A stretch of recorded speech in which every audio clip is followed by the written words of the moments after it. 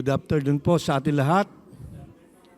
Tayo po ay mag-umpisa na sa ating pagsamba sa Panginoon. So inaanyayahan ko po yung mga nakatayo pa, i-occupy itong mga bakanting upuan sa harapan. So welcome po sa ating pananambahan ngayong hapon na ito.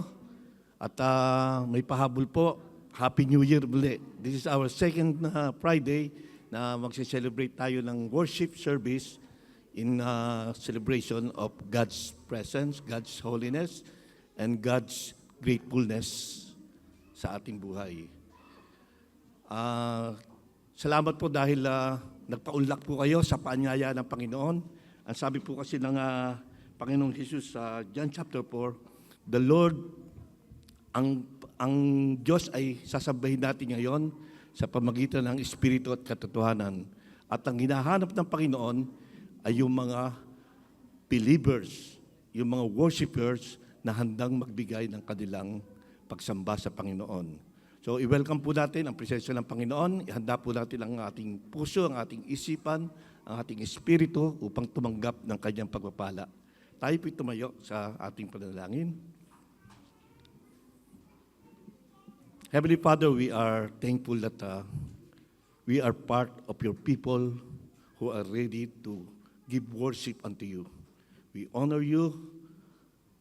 We magnify the name of the Lord Jesus Christ in our midst. And most of all, we welcome the presence of the Holy Spirit to guide us into all the truth as we study, as we hear the message today.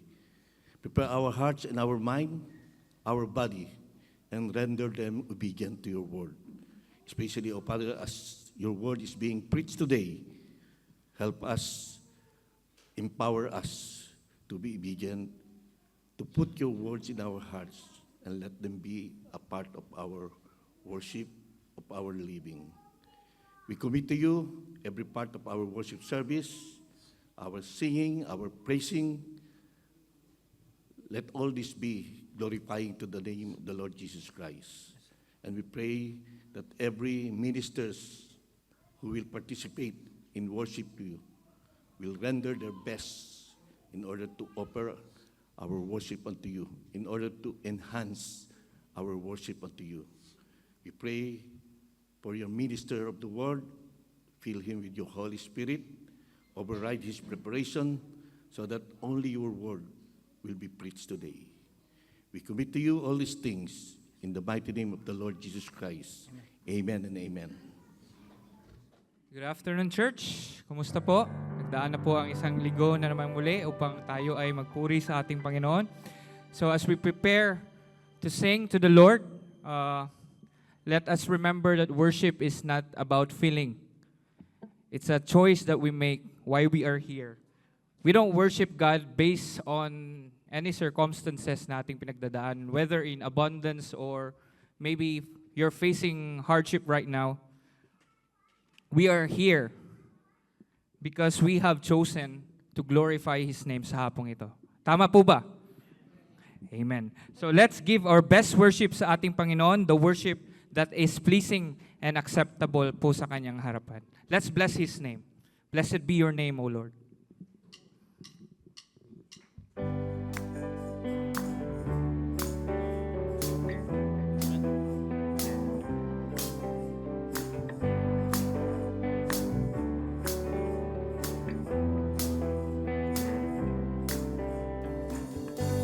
Blessed be your name in the land that is plentiful, where streams of abundance flow.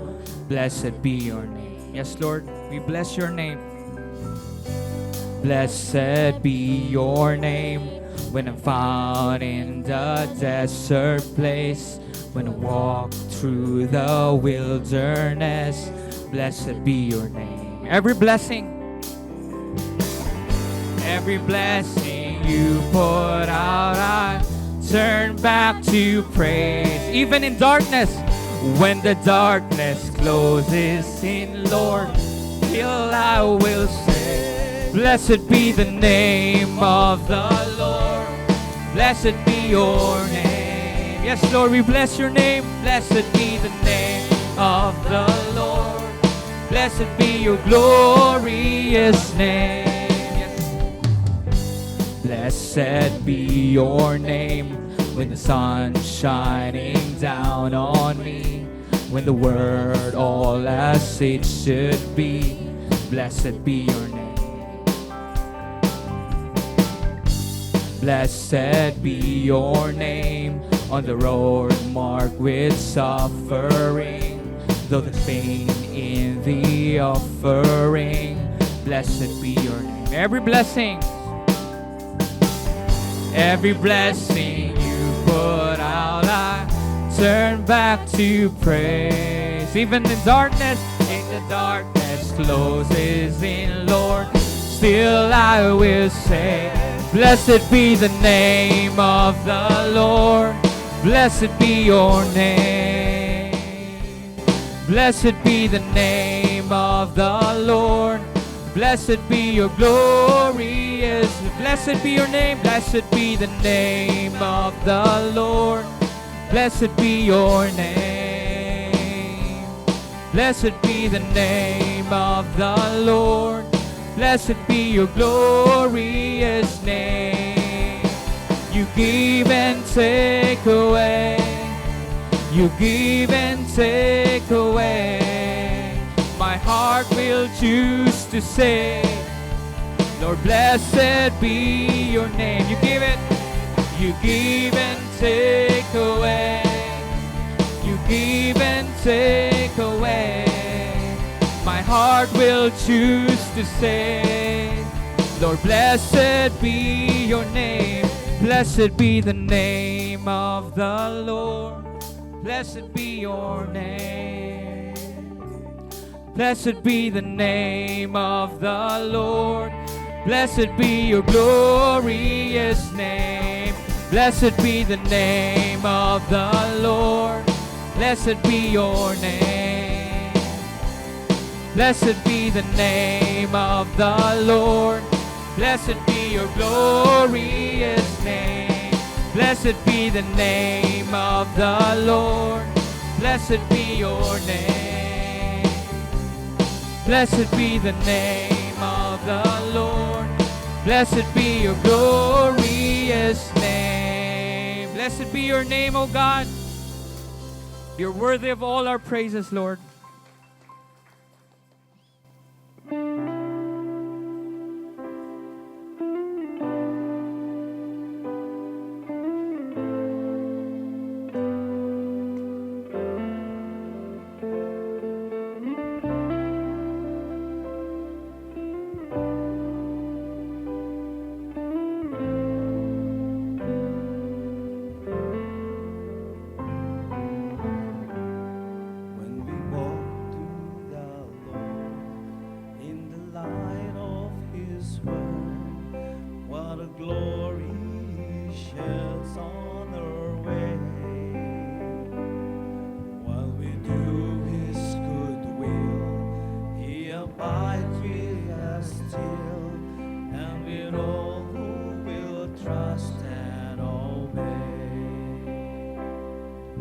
Trust and obey,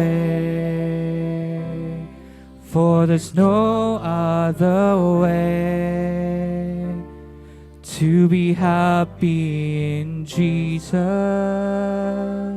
but to trust and obey. Not a shadow can rise, not a cloud in the sky, but His smile quickly drives it away. Not a doubt nor a fear, not a sign nor a tear can abide while we trust and obey. Trust and obey,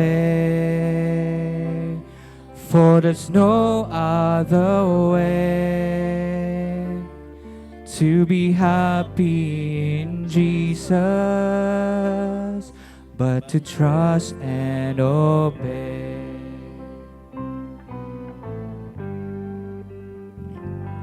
Then in fellowships with We will sit at His feet, or will walk by His side in the way.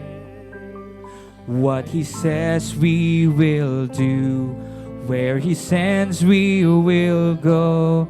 Never fear, only trust and obey. Trust and obey, for there's no other way to be happy in Jesus but to trust and obey. Trust and obey, for there's no other way to be happy in Jesus but to trust and obey.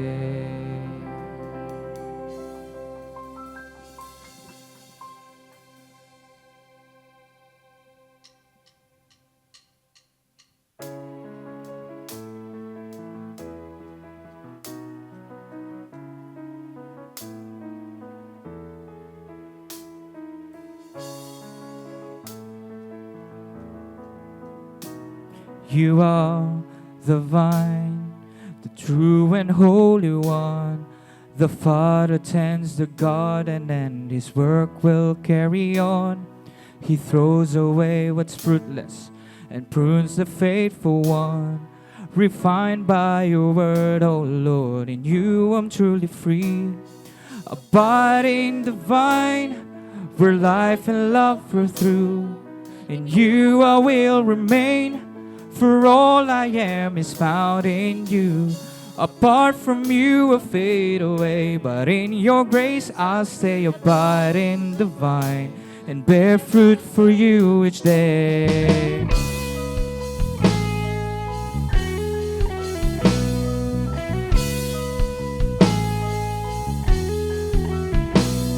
You've spoken life and cleansed my soul. Your word has made me pure. Apart from you, I'm nothing, Lord, for in you I endure. I'll keep your love, your joy in me as I walk in your command. For in your arms I'll always be, held in your mighty hand. Abide in the vine, where life and love flow through. In you I will remain, for all I am is found in you. Apart from you I fade away, but in your grace I'll stay. Abide in the vine, bear fruit for you each day. Lord,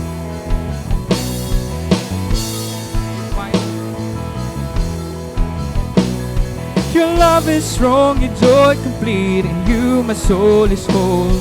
I live to glorify your name with all my heart and soul. I'll ask in faith your word in me as I see you will unfold. Abiding in the vine of life where love is pure as gold. Abiding in the vine where life and love flow through. In you I will remain, for all I am is found in you. Apart from you I fade away, but in your grace I'll stay. Abide in the vine, bear fruit for you each day. Abide in the vine, where life and love flow through. In you I will remain, for all I am is found in you.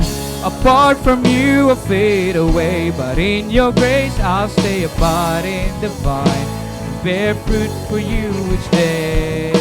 Yes, Lord. Give us the strength, O God, and wisdom to faithfully obey you, Father God, in every part of our lives, Father God. We just want to praise you, Lord, glorify you. In Jesus' name.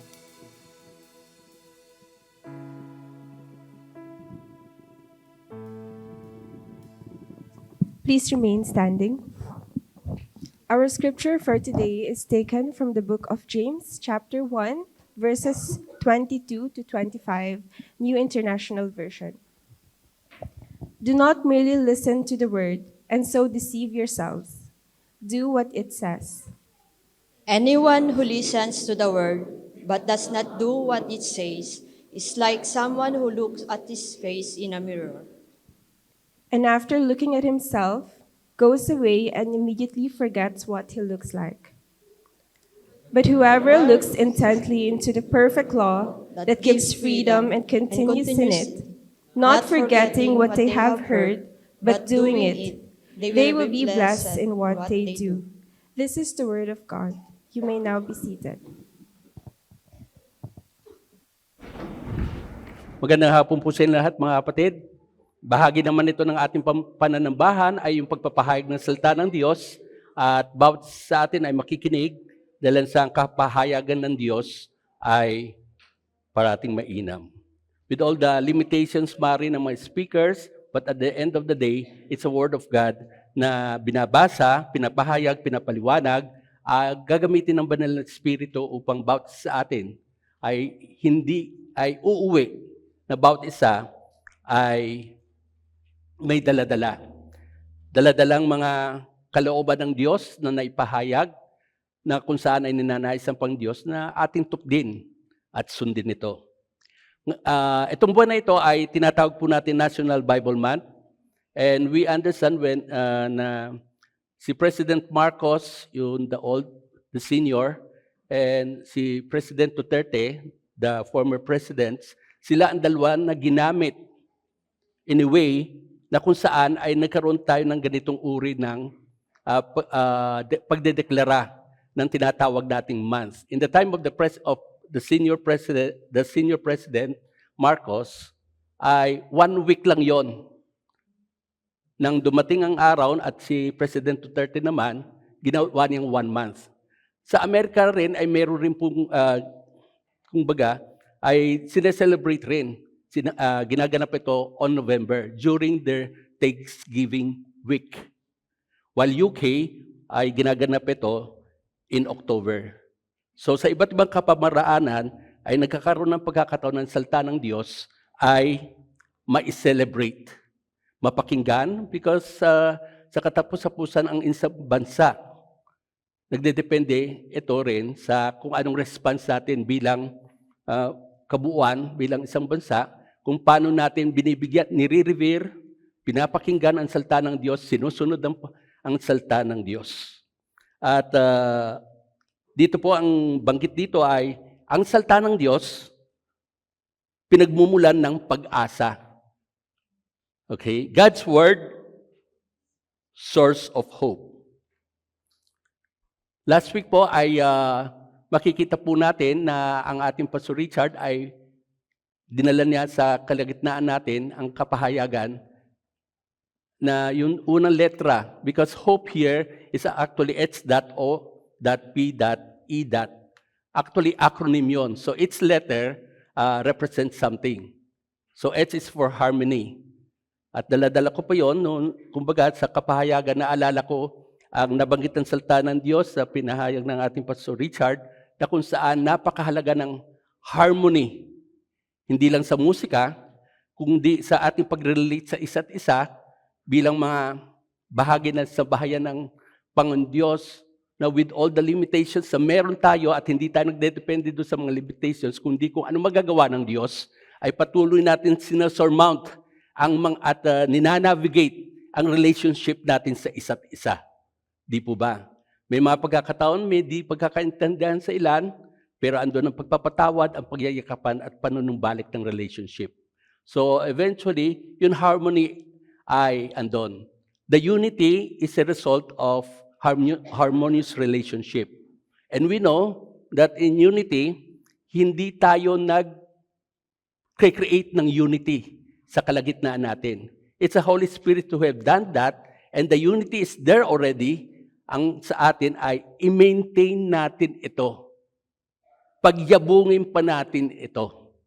At sa susunod na 2 linggo ay itutuloy naman yun what stands for PNE, which is Peace and Empowerment.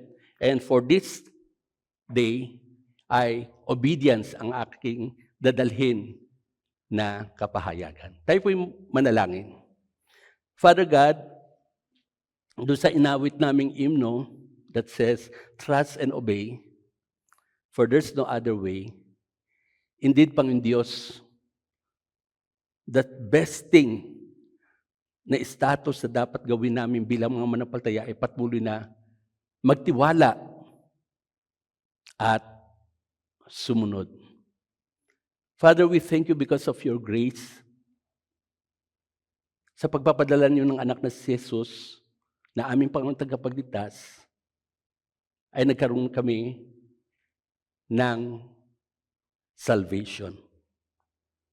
And we thank you, Father, even the trust ay binibigay niyo po rin sa amin ito as we allow you to move in our hearts, as we continue to express our dependency upon you, Panginoon Diyos. Kaya hayaan niyo po, Panginoon Diyos, even as we listen to your word, hayaan niyo po na with all the limitations ng papahayag, we thank you, Father, kung paano niyo po ito dadalhin sa puso ng bawat isa. And I would like to thank you also personally for how you have blessed me sa paghahanda, because usually ang mga naghahanda, nagpapahayag ay nauuna silang mabless bago may madala naman itong mensaheng ito sa iba. Kaya hayaan niyo po, Panginoon Diyos, that you will cause us to have our full attention sa bahaging ito, even as we worship you, even as we listen to you and plan and not only intend but really want to ma-realize kung ano mga pinag-utos, mga gusto niyong ipabot sa aming mga mensahe. You want us to respond properly. That which will give you glory. So we thank you, Father, for the ministry of God the Holy Spirit as He moves amongst us. In Jesus' name we pray. Amen. Obedience, walking in the Word. Alam mo yung walking na salita, alam natin yan ay yung paglalakad. Pero in another sense, lalo na sa Old English, ang walking, maski na sa Bible, usually may mean living, nabubuhay o namumuhay. Namumuhay sa ano? Namumuhay sa salita. Word, salita ng Diyos, ang Biblia. And mayroon akong subtitle dito, ang sabi ko, Beyond Hearing God's Word to Obedience. Hindi matatapos ang ating pakikinig ng salita ng Diyos. Hindi matatapos na pagkatapos ninyong umuwi, bawat isa, gayon din ako, sa pagkakataon na mapakinggan natin ang kapahayagan ng salita ng Diyos at maunawaan natin ito, it's not yet done. Until such time that it's one of us will come to a point na kung ano man ang puntos sa pinapakita, kung anong dapat naman hakbangin na sundin in relation sa kapahayagan ng salita ng Diyos, ay gagawin natin in accordance to sa particular na sitwasyon na kinalalagyan natin. Otherwise, it is not yet done para sa atin. As far as God is concerned, it is not yet done. Hanggang hindi natin ito ginagawa, tumatalima tayo sa salita ng Diyos at hiningi natin ng tulong sa Banal na Espiritu na magampanan natin ang sinasabi ng salita ng Diyos. At ang teksto ay matatagpuan natin sa James chapter 1 verses 22 to 25. And let me share with you a little background tungkol kay James. Si James po ay half-brother. Sa atin ngayon, half-brother sinasabi natin kung magkaibang pamilya, and yet, for a reason, magkakonekta kayo either sa father or sa mother. He is a half-brother of Jesus Christ. And in 1 Corinthians chapter 15, because itong si James ay hindi pa naging mananampalataya nung si Jesus ay buhay pa. When in fact, yung mga kapatid niya ay hindi naniniwala sa kanyang ministeryo at sa kanya mismo per se. Not because Jesus doesn't have a perfect testimony, because He's God. He's the Son of God, and at the same time, He's God. And we know that no sin is found in him as he is God. Yet, for some reason, it was only after Jesus Christ rose from the dead 3 days after he was buried na in 1 Corinthians 15, ni-refer na nagpakita si Jesus kay James sa kanyang kapatid. At sinasabi ng mga nagkokomentaryo na siya ay nakakilala doon. In the early church, siyang pumapangalawa kay Pedro. Nang si Pedro ay umusod na at nasa ibang ministry na, sa ibang lugar, si James ang siyang nangunguna sa early church. At yung mismong first conference, dahil sa may isang issue na tinatalakay ang mga mananampalataya within the Jerusalem church in Jerusalem, tungkol sa susunod ba tayo sa kautusan o hindi, at ano bang dapat gawin ng mga bagong mananampalataya na hindi mga Jews pero mga Hentil na inabot ng biyaya ng Diyos. At siya ang nag-call ng council na yon. Okay, so with that, ay tignan natin ngayon ang mga talatang ito sumusunod. Since word is, sabi dito, beyond hearing God's word to obedience, malalaman po natin that there are at least 10 symbols of or description na matatagpuan natin sa salita ng Diyos in relation to the Word of God. Tignan po natin ang mga ito. So makikita natin dyan ang apoy, andyan ang as hammer. So iba pa, katulad sa binhi, clouds or rain na nanggagaling mula sa taas, obviously, ang sword, at andyan rin ang ginto, at tinapay, meat, milk, andyan rin lampara, andyan rin yun, water to cleanse. Yun sa laver. At ang isa pa dyan, na bibigyan natin ng pansin ngayon, na binigyan ng pansin ni James, sa pagpapahalin tulad, trying to describe what the Word of God is. Ang ginawa niya, ay kinumpara niya ito sa isang mirror. Okay? Sa mirror. Now, basahin ko pa lang muli, James 1, verses 22 to 25. Do not merely listen to the word and so deceive yourselves. Do what it says. Anyone who listens to the word but does not do what it says is like someone who looks at his face in a mirror and after looking at himself goes away and immediately forgets what he looks like.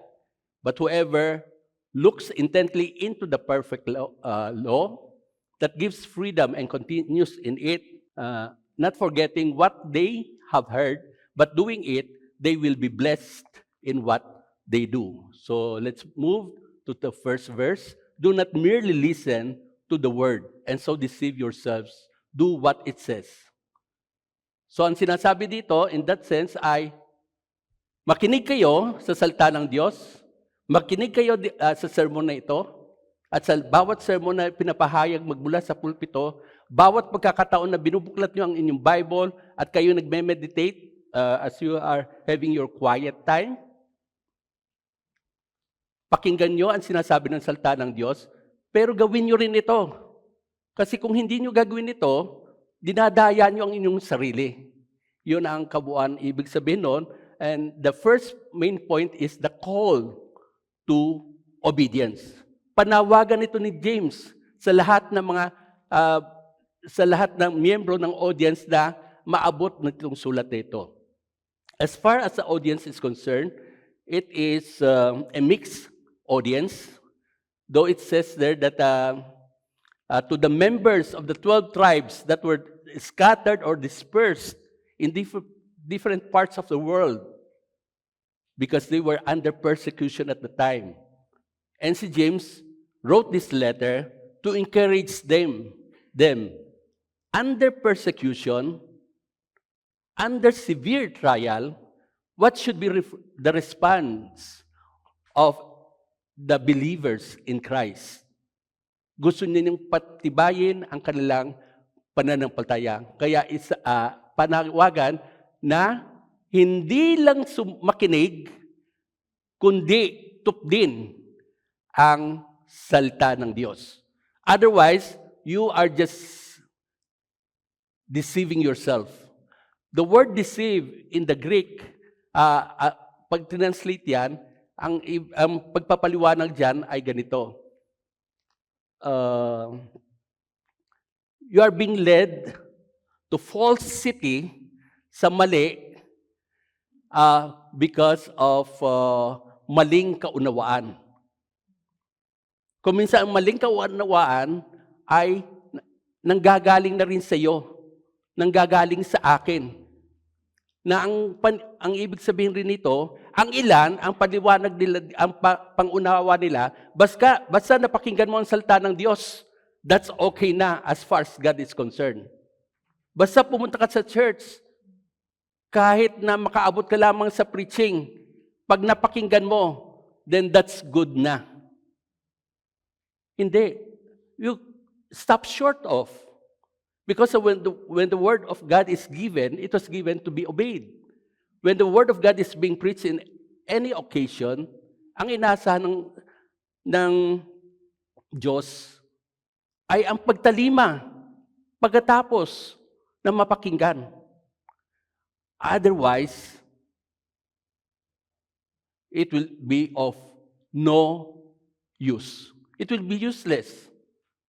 Mahirap at masakit pakinggan yan. Pero yan ang totoo.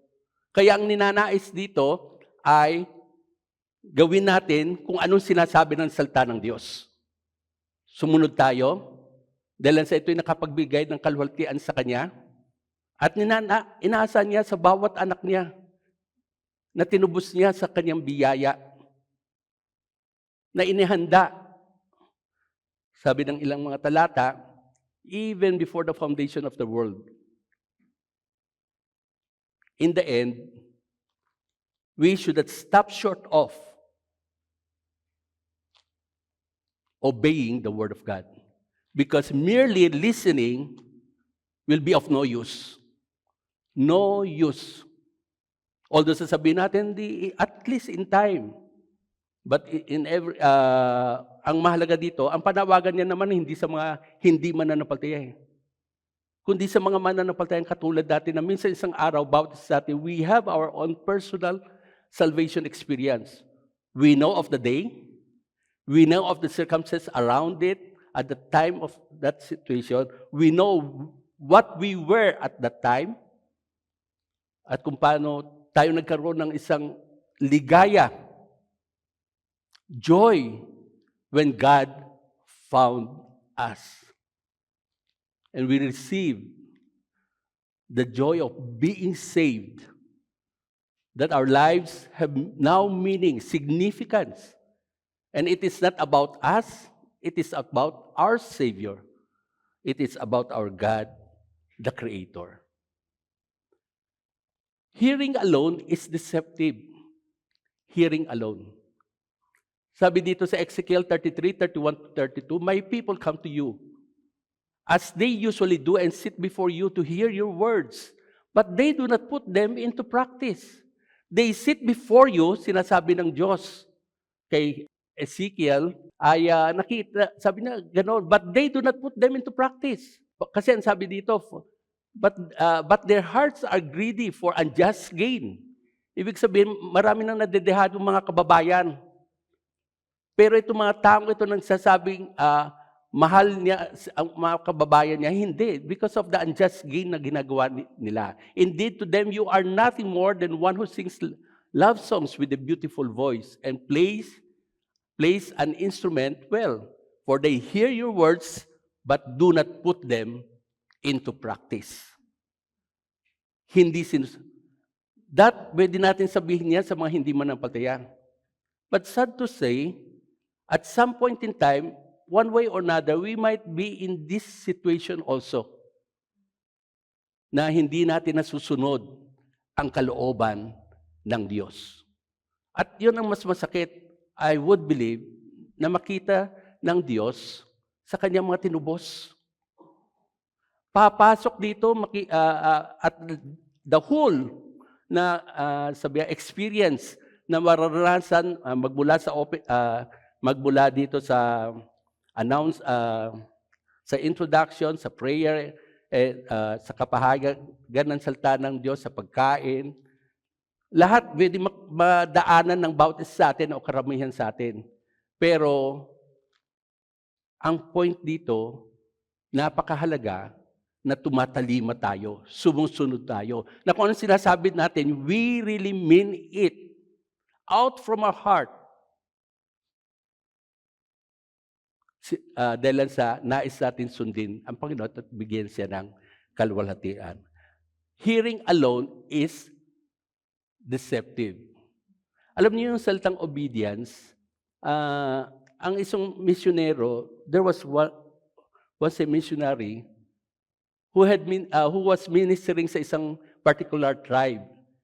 And he was unable to find a local word, o hindi niya alam kung anong local word para ma-translate yung obey, no? Yung verb na obey, to obey sa local language. So, eventually, he got a clue sa pamamagitan ng isang tribeman na tinutulungan siya to navigate para eventually come up with the New Testament or a portion of the some books of the New Testament na ma-translate yon. Eventually, he was able to find one sa pamamagitan ng taong ito. Pag papakinggan mo, hindi ko alam yung word na yon, pero ang ibig sabihin is all ear. All ear. Yung mga aso, all ears. Tawagin mo lang kapag ikaw ang amo, pupunta yan. Di ba? Ganon. All ear. Yun ang obedience. Makikita niyo mga aso na sinasabi the best friend ng mankind ay all ears siya. So, ang mga taong ito na tinutukoy ng Panginoon ni Yahweh, na sinasabi niya, mga kababayan rin ni Ezekiel. They are not all ears.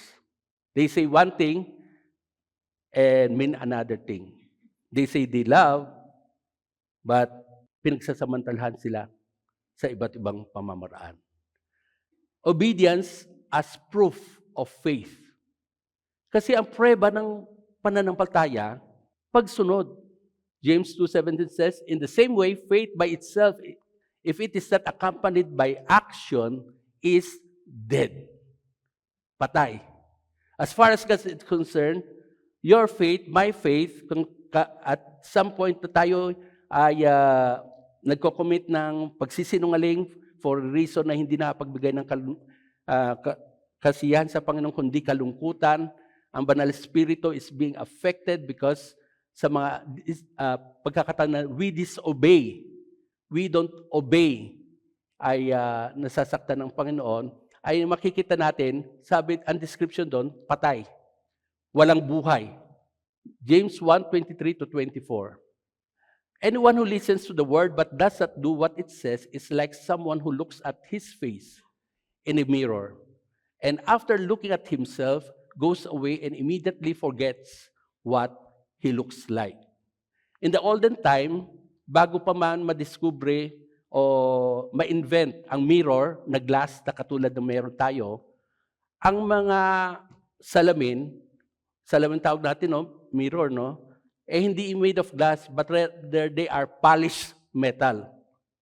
Kaya it should be held in a way, in such an angle, na kung saan ay papasok, makikita na may liwanag upang sa isang particular na angle ay makikita mo mukha mo ng klaro.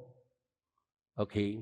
Now, ginamit ito ni James na as an analogy na ang salita ng Diyos, mirror, salamin.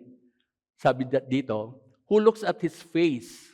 Sa sino man na nakikinig pero hindi ginagawa ang salita ng Diyos, ay katulad daw ng isang tao, tumingin siya sa kanyang mirror, sa kanyang salamin, at pagkatapos doon ay umalis at nakalimutan na niya.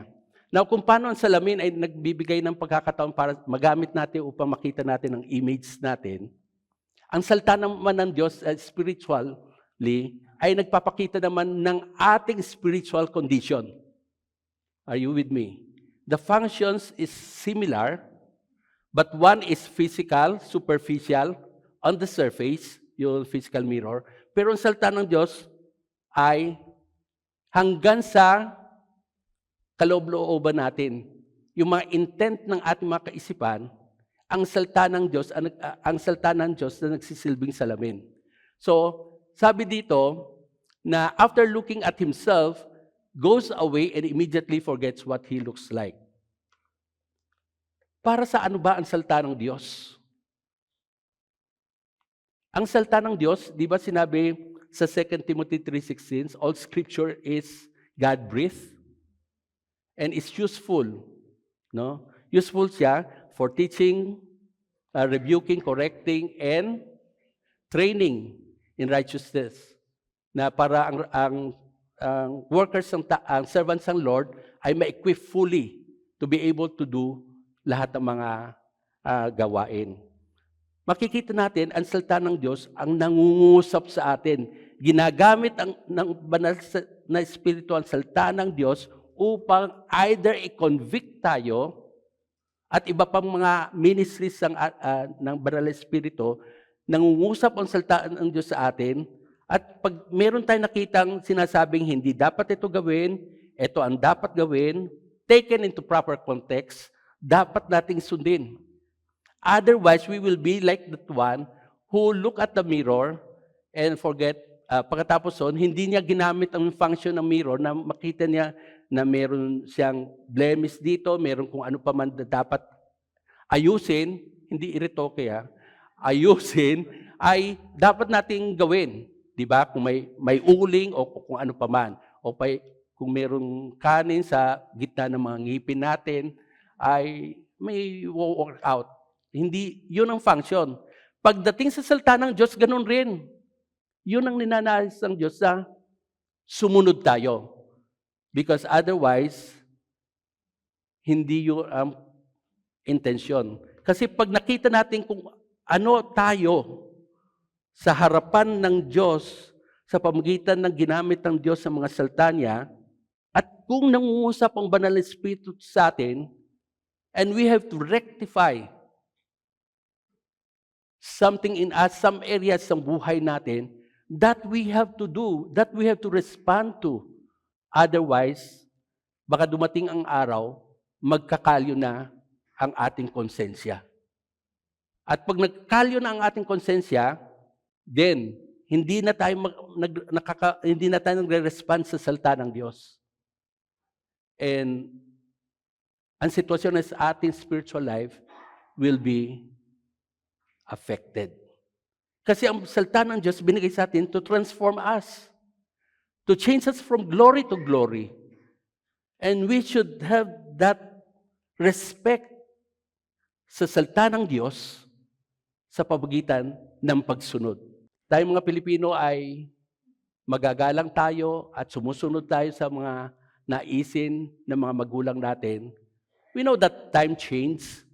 At kung minsan ang generation ng mga anak, pati mga anak at magulang ay magkalayo konti at mayroong mga bagay na hindi naiintindihan.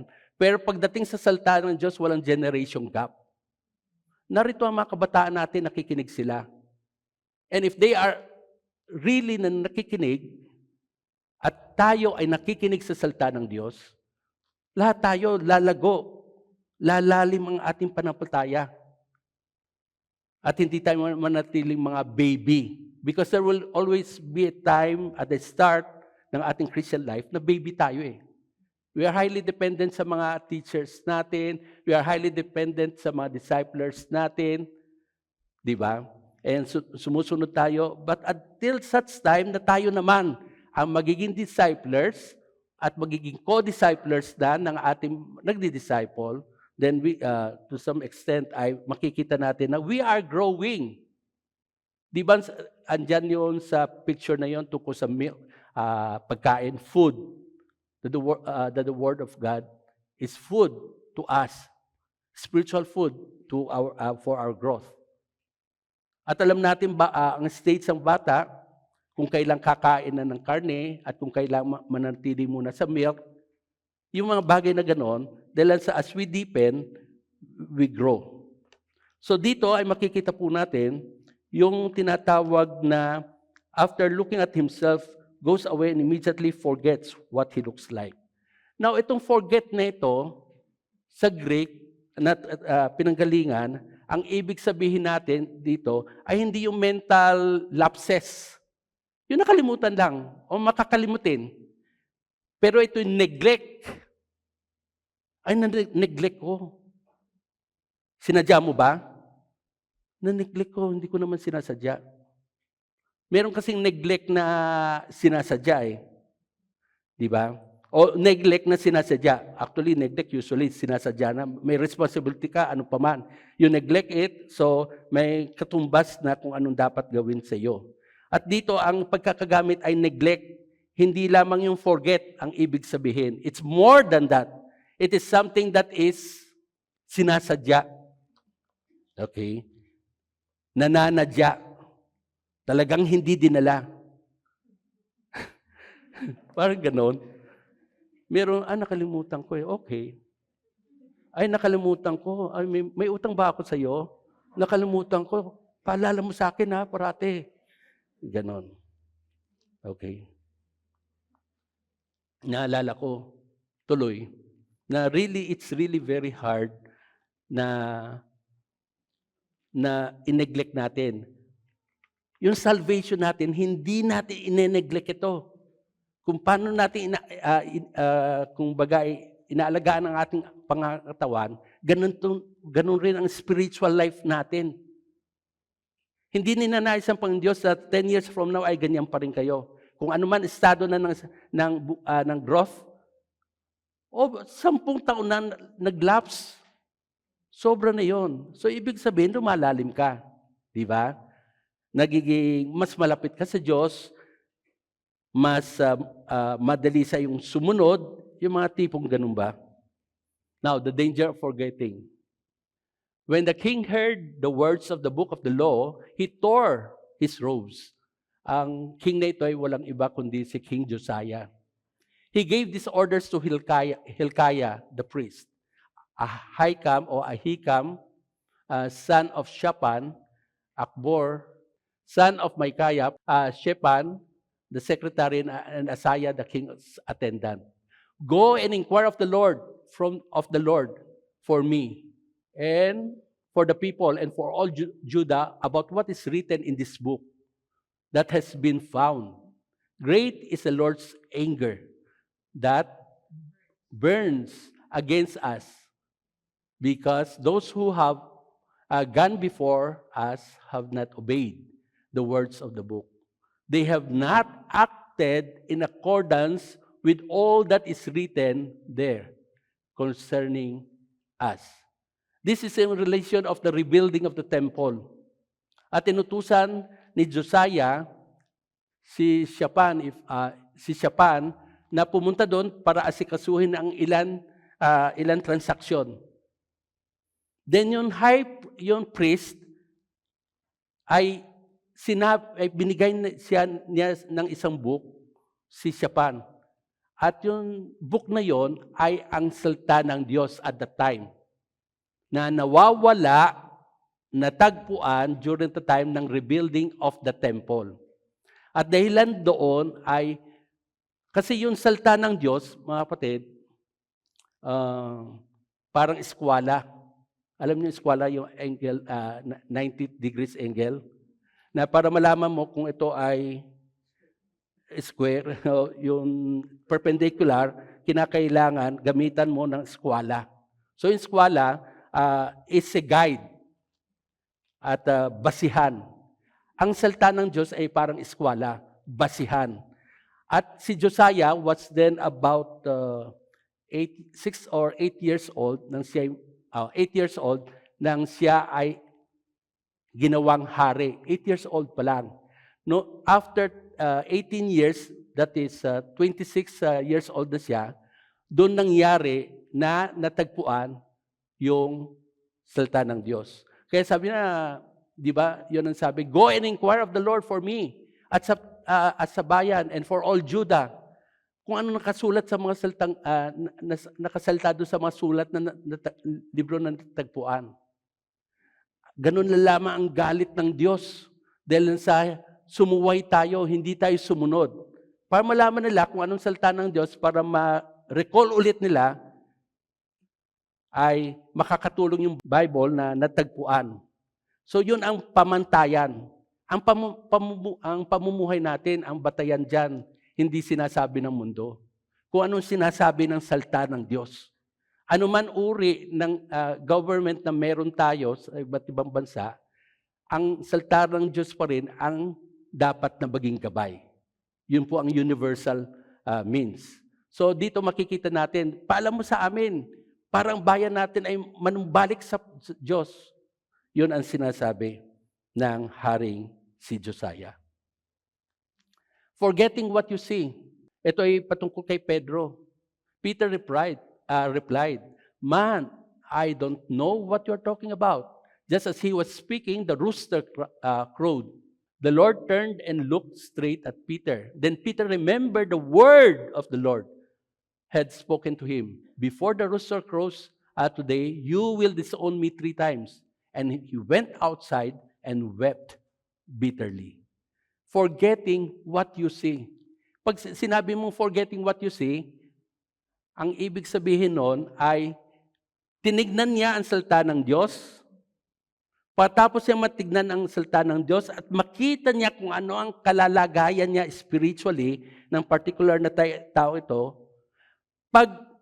pagkalayo ng salita ng Diyos sa kanya, kumbaga, pag alis niya, nakalimutan ng lahat kung anong ni-reveal ng salita ng Diyos sa kanya. At tuloy-tuloy pa rin siya na hindi na itutuwid. Yan ang isang tao na sa isang manampalataya nineneglect niya ang salita ng Diyos. Nawa walang makita sa atin. Nawa lahat tayo ay hindi natin nineneglect ang salita ng Diyos. Nawa hindi dapat too quiet ang quiet time natin. Too quiet. Naalala ko tuloy ang kwento patungkol sa isang Bible na kung saan pagmamay-ari na ito ng isang may edad na tao, nakalimutan niya na at hindi niya malaman kung saan nakalagay. At malalaman mo naman talaga na nakalimutan niya, hindi na either kinaligtaan niya o nakalimutan niya kasi yung nakaipit, kung anong man nakaipit as ang tawag natin bookmark ay hindi pa nagmo-move. Kumbaga, hindi pa nagmo-move. So, ang ibig lamang sabihin nun, huwag nating kaligtaan sa salita ng Diyos. Huwag nating kaligtaan.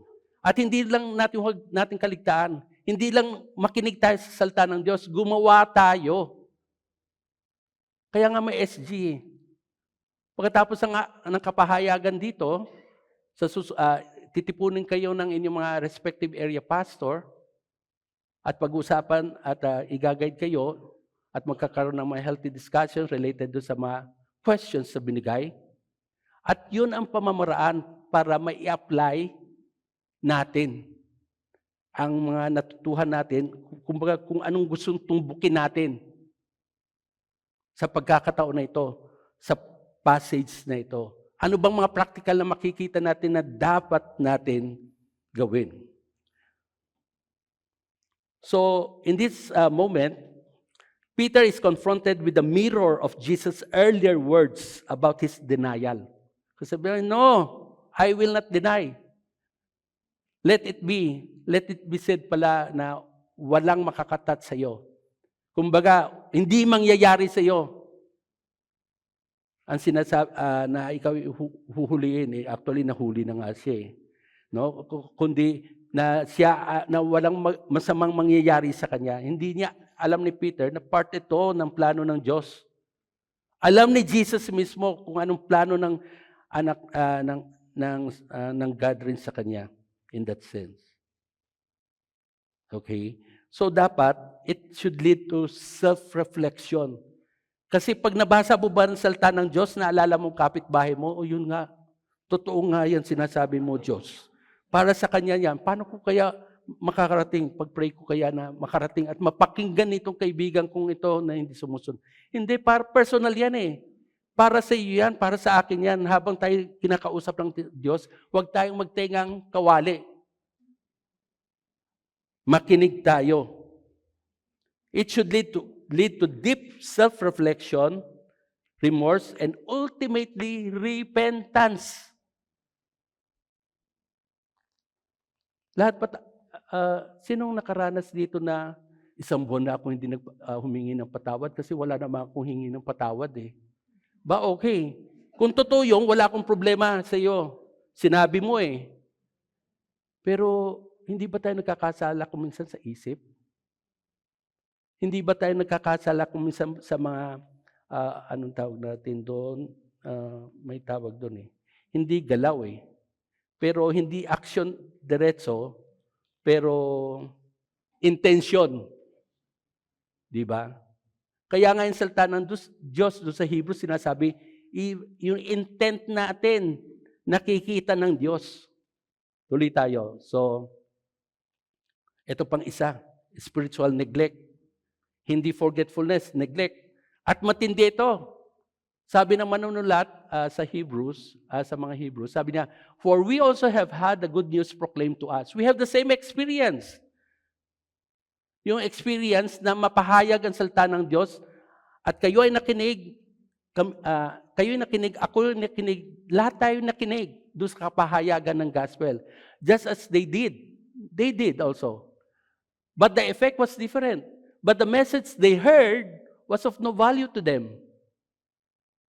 But for us, it is valuable. Because this is the gospel, no? Yung kapahayagan ng salita ng Diyos na kung paano ang pagliligtas ng Diyos. Because they did not share the faith of those who obeyed. Because they did not. So, ibig sabihin, mayroong dalawang grupo ng tao. Both of these groups were subjected doon sa kapahayagan, proclamation of the gospel. Both heard, but one group believed it and considered it to be valuable, which in fact is really valuable because it talks about eternity, it talks about the Savior, the Lord Jesus Christ, while the other one who have heard it also at the same time, they did not value it. And the result is that they did not share the faith of those who obeyed. Those who obeyed and come humbling themselves before the presence of God and receive the gift of God, receive salvation. Sa atin, karanasan natin. But those who didn't, and it was because of forgetfulness that they forgot what has been said, they understood it. But they chose to neglect it, considering it as di mahalaga. There are so many gods here. So, ang effect ay magkaiba. Yung sumunod at yung hindi sumunod sa katotohanan. And we praise God for the grace na binigay niya sa atin. For us, that our hearts be opened to understand that it is not by our good works that we are being saved, but because of the work of the Lord Jesus Christ, in that sense, when He was hanged on the tree for our salvation. His blood was shed. It was not accidental, it was prepared in time. When all things fit, ay pinili ng Diyos na sa ganoong panahon ay may panganak ang anak ng Diyos. At sa James 1:25, but whoever looks intently into the perfect law that gives freedom and continues in it, not forgetting what they have heard, but doing it, they will be blessed in what they do. Looks intently. Sa Greek daw, ang pamamara na papaliwanag mo ito, matamtamang tinignan. Kumbaga, kung yan, tinignan. In-inspect. Kumbaga, binigyan ng mahalagang pansin. Give way, no, ng mahalagang pansin. Look intently, hindi yung passively. Para bagang it could be an antonym of the passive is wala lang. Intently is you have shown interest. You have give ear to the word. At hindi lamang yon in relation ito do sa perfect law that gives freedom. And that's another way of saying the word of God. Hindi lang na nagbigay ng interest, seriously binigyan ng pansin, matamtamang pinag-aralan, and continues in it. Nagpatuloy. It's not a one-act event, but something that is continuously done. Not forgetting what they have heard, but doing it. So those who are the doers, they will be blessed in what they do. Yung blessed ito, sa Greek, yung madaling basahin, makarios. No? Makarios means deep-seated joy. Yung joy na nasa loob, yung joy na deep-seated na hindi, anumang karanasan na dumating, hindi pwedeng itulak yon. A joy that is seated on, na firm. Di ba, ibang ibig sabihin ng masaya at kaligayahan? Ang kaligayahan, iba eh. Ang masaya, sa circumstansya lang. Dito, deep-seated ang joy. They will be blessed. Ito yung ang ibig sabihin ng blessed. So, continues in it and puts it into practice. Unlike the forgetful hearer, this individual remembers and obeys, resulting in a life blessed by God. Obedience to God's word leads to true freedom and lasting joy. Lasting. But whoever looks intently, sabi sa James 1:25, into the perfect law that gives freedom and continues in it, not forgetting what they have heard, but doing it, they will be blessed in what they do.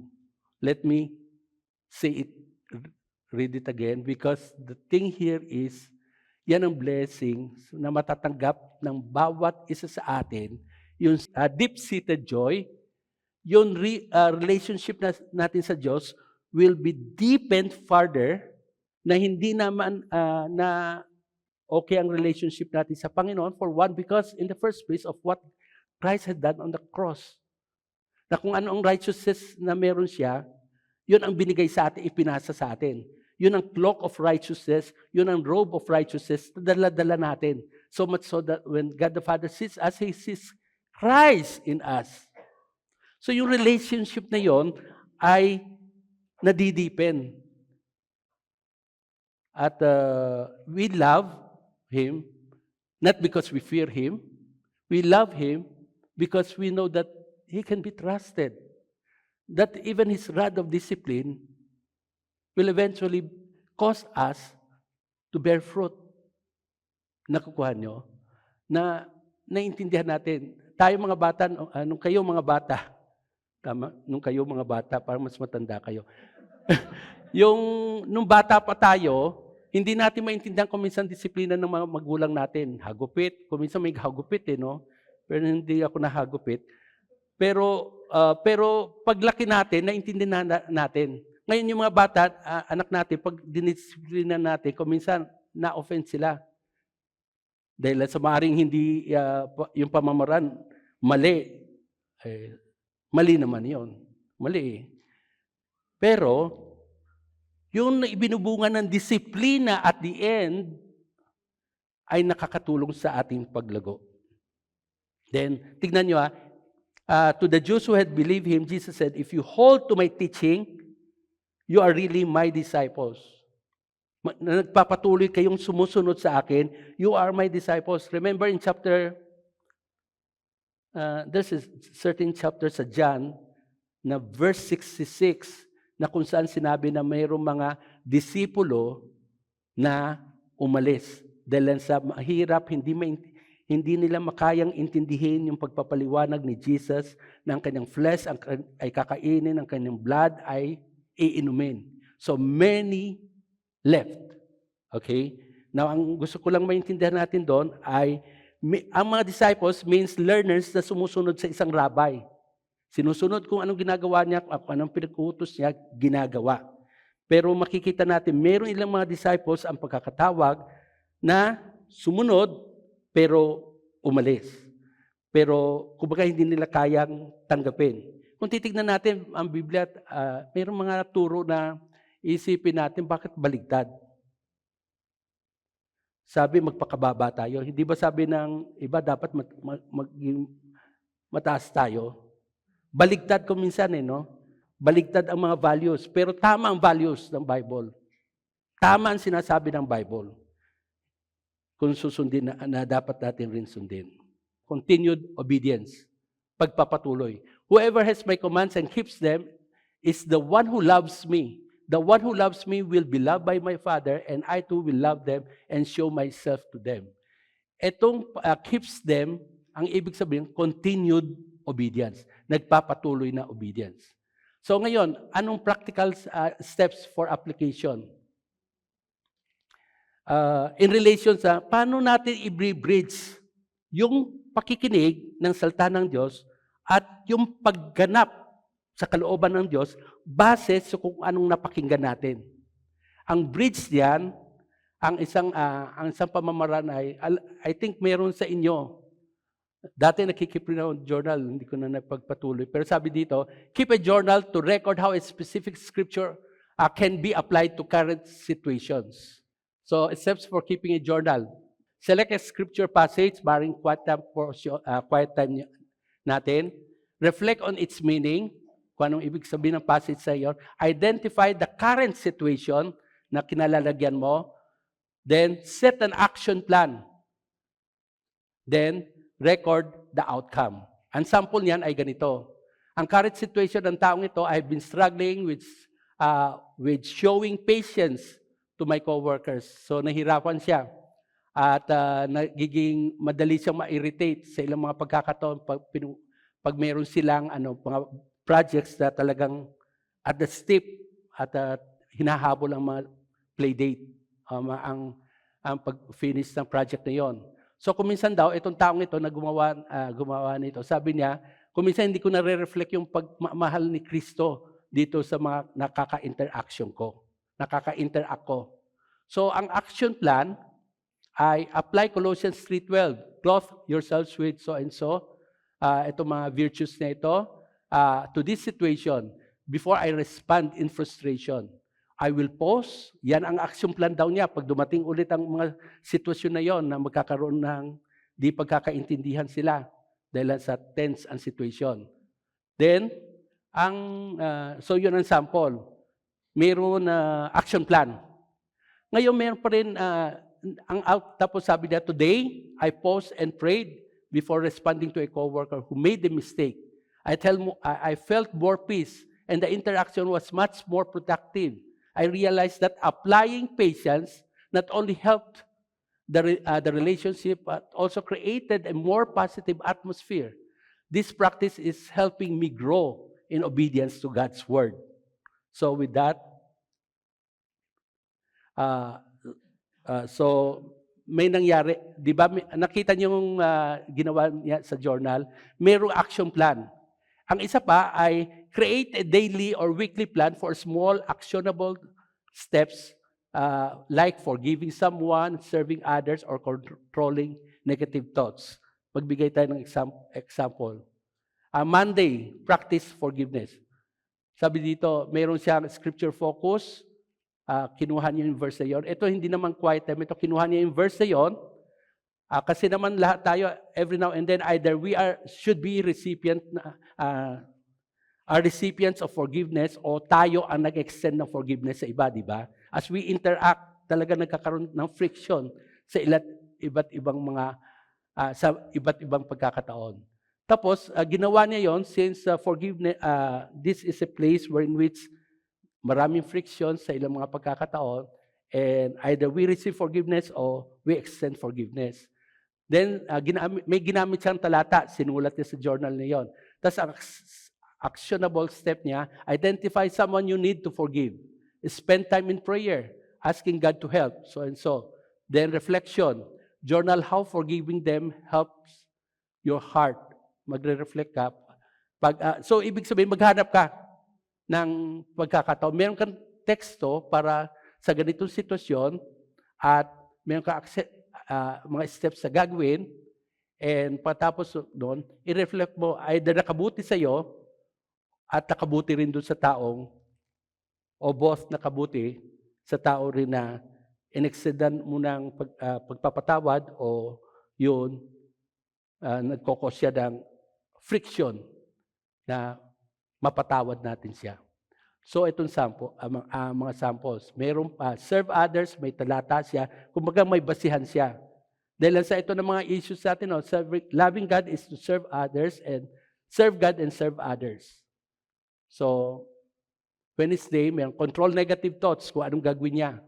Kasi may sinasabi ang Philippians 4:8 kung dapat saan tayo mag-focus. No? Whatever is true, whatever is noble, whatever is right, whatever is pure, yun ang teksto niya. Whatever is pure, whatever is lovely, whatever is admirable, if anything is excellent or praiseworthy, think about such things. Papasok, hindi natin mapipigilan ang ibon na umipot sa ulunan natin, pero mapipigilan naman natin siya na hindi mangitlog o upuan yung itlog sa ulo natin. At manganak at lumipad na yung mga anak niya. Napisa yung mga itlog. So the summary, hearing God's word without acting on it, it's self-deception. Dinadaya lang natin ang ating sarili natin kung hanggang pakinig lang tayo at hindi natin sinusunod ang salita ng Diyos, kasi ang salita ng Diyos ay mabuti para sa atin as guide upang mabigyan natin ng kalutian ng Panginoon, upang ma-express natin ang pagmamahal natin sa Panginoon, upang masabi natin sa Kanya na we honor Him. True blessings comes from studying and obeying the Word, leading to a transformed life that glorifies God. The very reason why God in His manifold ways ay tinipon niya eventually yung mga nasulat ng mga apostoles ay para makarating hanggang sa atin at sa susunod na henerasyon sa anuman format, sa Bible sa apps man yan, sa phone apps man yan, or otherwise, o sa hard print, para matransform ang buhay natin from glory to glory. At kapag may epekto ang salita ng Diyos sa atin, we will be a good citizen with the rest of those who believe sa isang Diyos through Jesus Christ. Then we will be a magiging positive affect tayo, o makaka-epekto tayo sa the rest. Ang bayan na may pagmamahal sa Diyos, may pagpapasakop sa Diyos, may pagkilala sa tunay na Diyos, ay blinebless ng Panginoon.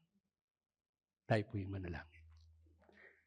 Father God, we'd like to thank you for your word. Bless your holy name, Father, and may you find us not only students of the word, not only hearers and listeners of the words, but doers of the words, because this is what you want us to be as disciples of your Son, Jesus Christ. Cause us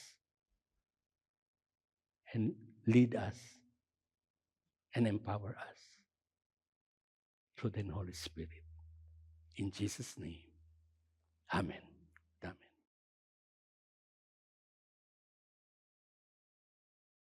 Tayo po'y umawit muli para sa ating Panginoon.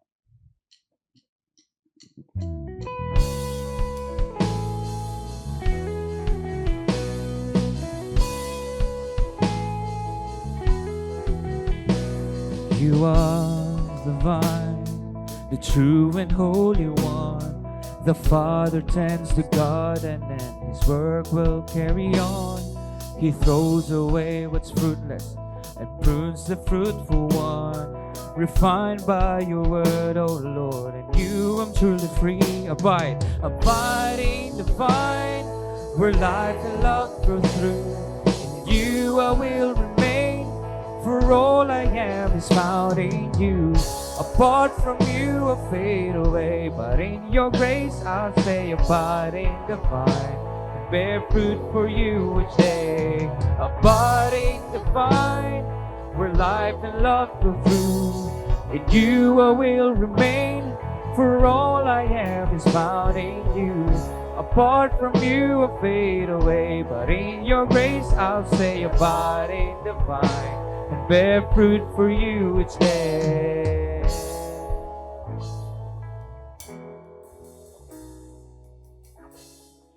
Hallelujah, Lord. Hallelujah. Lord, nagpapasalamat po kami, Panginoon, sa iyong mensahe sa amin ngayong hapon na ito, O God. Dalangin namin, Lord, na bigyan niyo po kami ng bandal na takot, Panginoon. Sumunod kami sa mga nais mo, O God.